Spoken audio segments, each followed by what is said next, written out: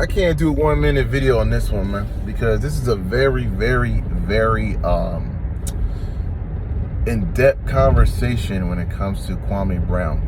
And honestly, Kwame Brown should be taught in colleges when it comes to media portrayal, how we dehumanize people as a way to gain a commodity from, or to level up in a career, or to make them a talking point, a laughing stock, and by the dehumanization of a person. And it's so wrong. We do this. The media does this a lot, and he's just another case. But to me, he's a special case because there's always been NBA busts. He ain't the only one. Greg Oden, Adam Morrison, these guys were terrible, but their name isn't dragged in the mud like Kwame Brown. And the reason is his name was dragged in the mud. There's a couple components. They got the Michael Jordan component. He just retired a couple years ago, called him the GOAT, the greatest of all time, and he hand-selected Kwame Brown. Now, there was a rumor he was supposed to be traded for Elton Brand or some other player, and the organization did not budge because Michael Jordan was the president of the Wizards at the time, and he wanted someone else. I guess I heard that maybe Michael Jordan was holding a grudge, and that's the reason why he wasn't getting playing time, or he wasn't getting the proper train. I don't know what happened. All I know is that we know that he went to the Wizards, and a lot of people associate himself with Michael Jordan. And that's another component itself, because everybody knows Michael Jordan. He's a global icon. People call him the GOAT. 6 championships, never lost in the finals, never went to Game 7. The guy's legendary, 10-time scoring champ, 5-time MVP. I mean, he's legendary. He's forever legendary. Sneakers still outselling current players, which is incredible. I mean, I never heard any other retired players outselling current players. It's insane. That's how legendary he is. So that association of Michael Jordan, I think, is the reason why it's also a reason why Kwame Brown is being blown up to a proportion, and his name was dragged in the mud for years. And then you got Stephen A. Smith and these talking heads that want to bash him because they want to make him a talking point. No one heard of Stephen A. Smith. He was working for Philadelphia Inquirer. Okay, whatever, local, right? No one cared for him. But what made him famous is the hypercriticism of athletes by making fun of them, dehumanizing them, make them into clown figures, make them into jokes, which is insane because this guy never played in the NBA once. He hasn't dribbled one ball in the NBA. The only time he dribbled a ball in the NBA is when it's before the game on the set, and he takes a couple shots before the game starts. That's the only time he ever did anything with the NBA. Besides that, this guy hasn't got one assist, not one stat, never been drafted, didn't put in the hard work to get in the NBA, or didn't have the talent to be in the NBA. Yet he's up there with his platform and bashing all these athletes, man. What the F, man? Stephen A. Smith, who the hell are you? Seriously, at the end of the day, who the hell are you? You're a sports writer. And what sports writers are supposed to do is report the facts and give an honest opinion about what happened or what transpired. That's what you're supposed to do. An accurate assessment. Now, they can have guesses and stuff because that's what opinion columnists do, but there's sometimes things that are over the line. When Kwame Brown got traded for Paul Gasol, there was a video clip. You can watch it yourself. This guy goes in. Oh, Kwame Brown, he's a scrub. Oh, he has small hands. Oh, no offense, you're a bum. It's there's no need for all that. There's really no need to call somebody that, and that's wrong. And this guy's still in the NBA for a reason. Okay, if he's such a bum, he might be his stats and stuff didn't live up to expectations. But I wouldn't consider him a bum. But I would consider him someone who didn't live up to expectations, but still had a lengthy career, 12 years. That's not a bum to me. A bum to me is someone who didn't last more than 2 years. A bum to me is someone who gets in trouble a lot with the law and getting into jail and making a disgrace for themselves and the culture. That's someone's a bum. You know, there's plenty of those out there, and they didn't make the league. Okay, those are the bums.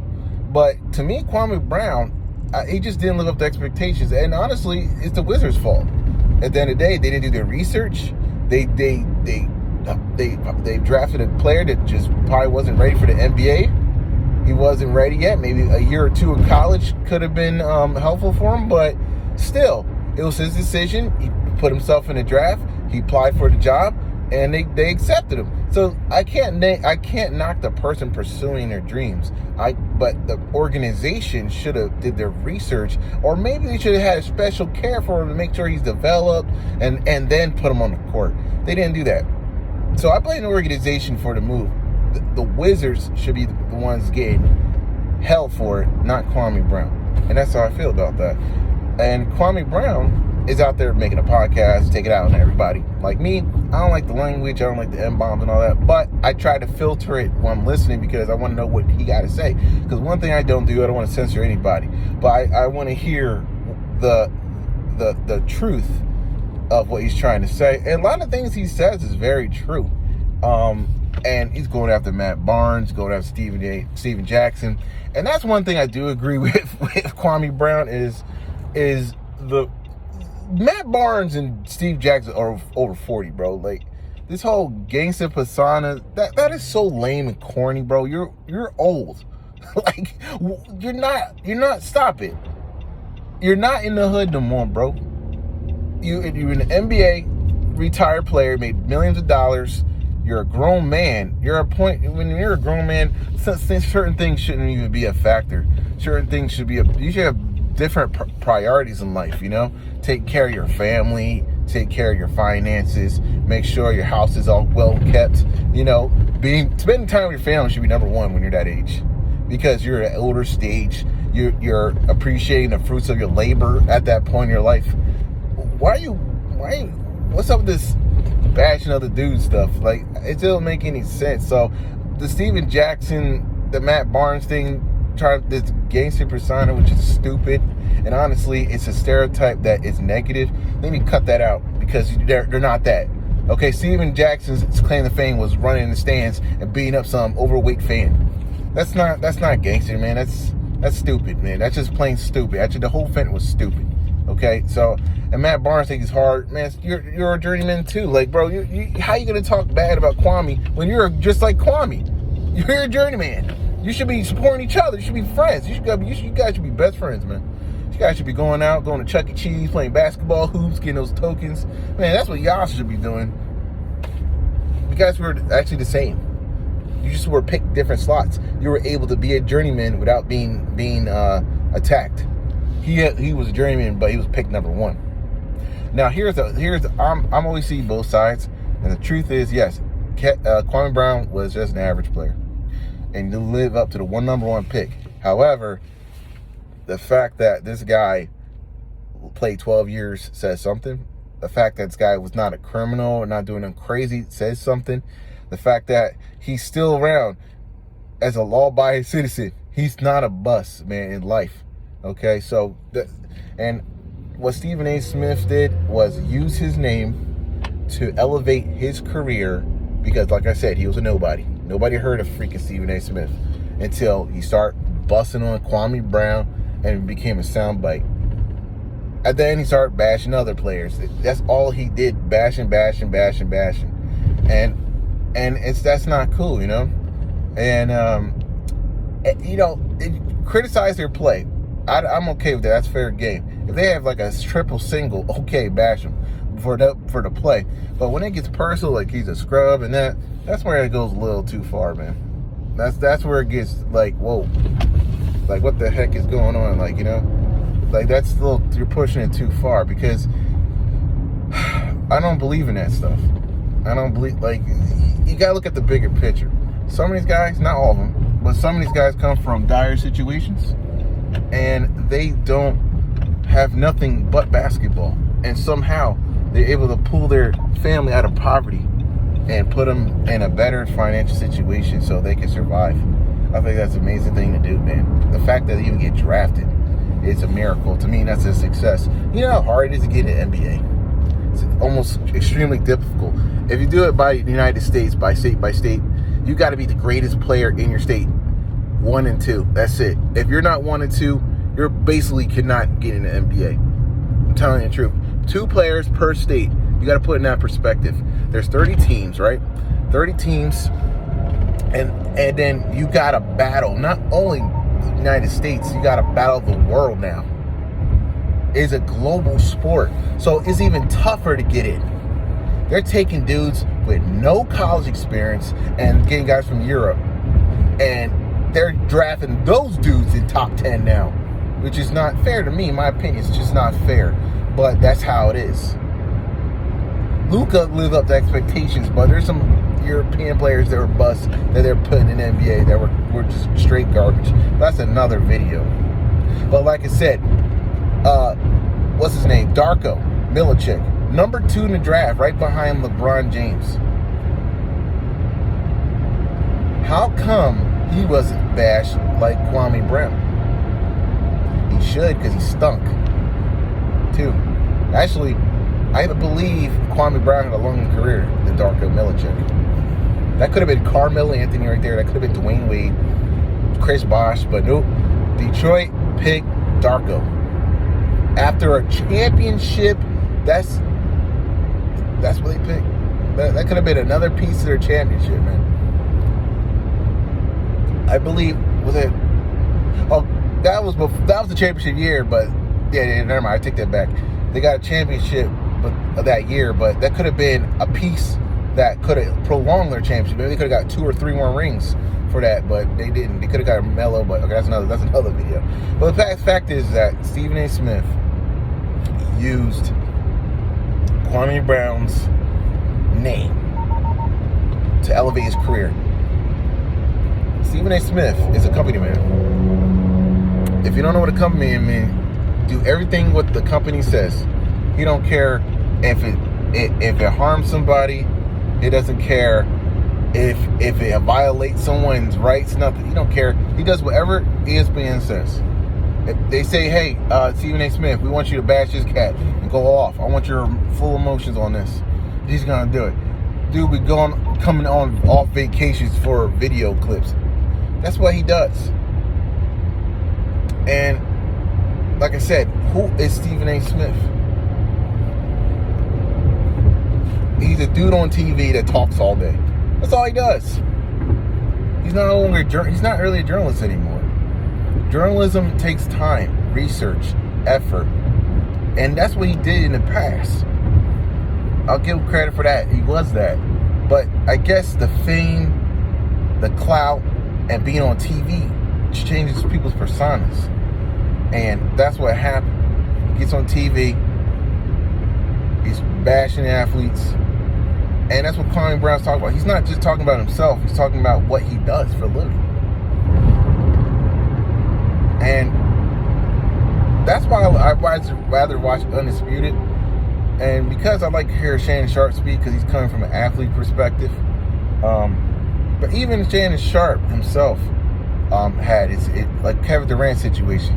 There's something going on there too. I don't know why we do this to each other, man. I don't understand that, man. I just really don't get it. But the fact, I'm kind of digressing right now. But this should be a case study of Kwame Brown, because this is how you just dehumanize athletes. You go bash them, you talk about this, you talk about that, and you make them do a caricature. That's wrong. Absolutely wrong. And I don't think Kwame Brown deserved that, man. And looking back, I think it was wrong. He was only 17 years old. It's unbelievable, man, what the media does. And the media is very evil, man. They don't care. Like they did with Ray Rice. That's another story. Ray Rice, don't get me wrong. What Ray Rice did was absolutely wrong. However, he already paid his dues. But then they released a video months after. That's the part that made me upset. The guy served his time. He paid his dues. They reconciled. He's still married to the woman. Obviously, they worked it out. Yet they released the video. And he was never, ever to play the NFL again. That's another case study. How the media can rip someone's career away. Now, like I said, he paid his dues. The NFL already knew, so his employer knew. He went to court, settled, done, reconciled with his wife. Wife seems good with it. Ray Rice seemed good with it. Why does the video matter at this point? It's already on a court document. The video only shows what he did. And then they still blackballed him. That's the part I have a problem with. But the media destroyed this man. But that kicker, whatever, that guy from the Giants, did the same exact thing. Yet they don't even talk. I don't even know his name. That's another video. So anyway, the media can really destroy players, man. It really can. So I applaud Kwame Brown. I think he deserves this podcast. I'm glad that's gaining ground, and I wish him success. I like to hear more from him. And I'll just say this point of advice, just not to hold back, but I just like to hear, I think he should get a team behind him. And there should be a team, because there's a market for this. People like to hear this type of stuff, like this type of talk. They don't want to hear, cheesy PC answers like Russell Wilson. Yeah, go Hawks. Yeah, like nobody wants to hear that. We want to hear honest truth. And I think if he gets a team behind him, get a nice studio, get some guests on the show, I think it'll be a great new career for him. Because people like to hear a different side. We always hear from the stars. We always hear from the Currys, the LeBrons, the Jordans, and Charles Barkley's, the Hall of Famers, the great players. But we like to see the other side. And I think that is uncharted territory. And I think it'll be great. That's why I think I would recommend him to get a team, a studio, a better camera. And I'm telling you, people will love to hear him talk. And matter of fact, throw Adam Morrison as a guest, or Greg Oden, and tell him all that stuff. I think it'd be cool. You can hear their story, like what happened, and hear their disappointments, or Brian's, you know what I mean? Like, I think it'd be great. I think they should do it. It'd be really good. But that's my take on Kwame Brown. And you know what? Stephen A. Smith does need to cut that out, man. Like I said, who is Stephen A. Smith? A dude, a nobody that made his claim for fame for bashing athletes. That is his claim for fame. I mean, that's the truth. All he does is bash. He bashes players. There's nothing else he does.